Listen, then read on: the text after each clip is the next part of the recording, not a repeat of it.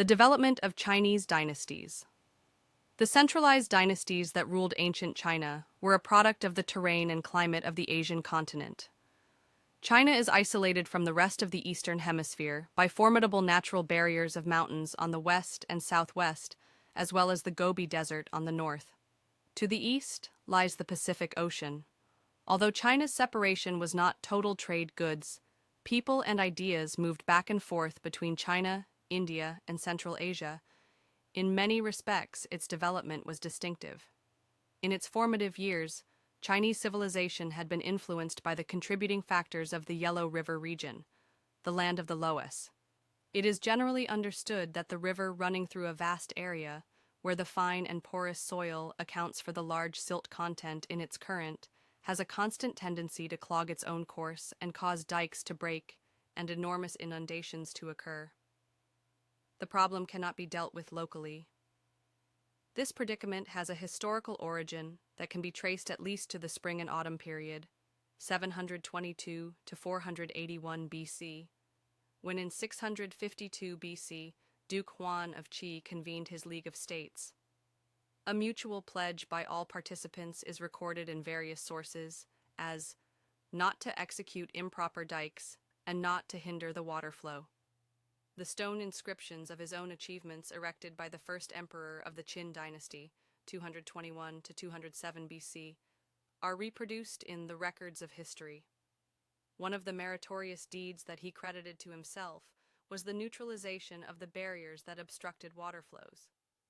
These and other references are evidence that China's political unification, achieved in the BC era, had come under the pressing demand for a coordinated effort in dealing with the flood problem, which, over and above technical considerations, has remained in force for the past 2,000 years.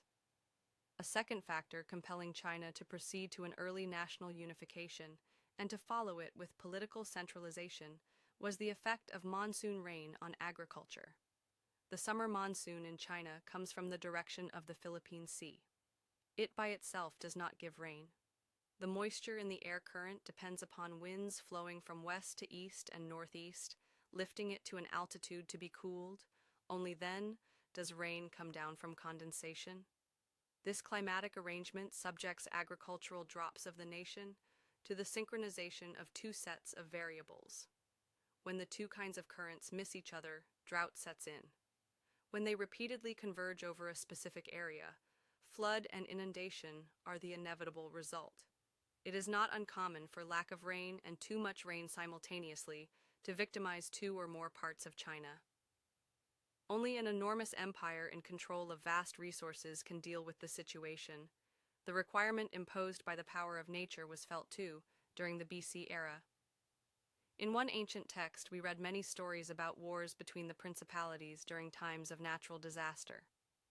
The scholar Yao Shanyu, working from ancient summaries, calls attention to the fact that in the 2,117 years under study, 1,621 floods and 1,392 droughts caused damage serious enough to be reported by the imperial courts. Further ruling out the possibility of a decentralized China was the potential threat of nomads. The traditional line of defense that China erected in the north along the steppe, a vast grass-covered plain, customarily referred to as the Great Wall, was by no means fixed. The territories north and west of the Great Wall, having an annual rainfall of less than 15 inches and therefore inadequate for cultivation, remained a grazing ground for the nomads.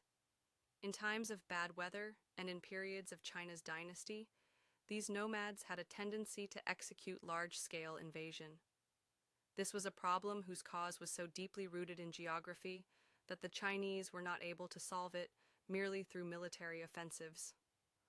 Long-term experience taught them to put the regional and local government under a strong leader, allowing national defense to dictate a degree of homogeneity and uniformity in order to survive.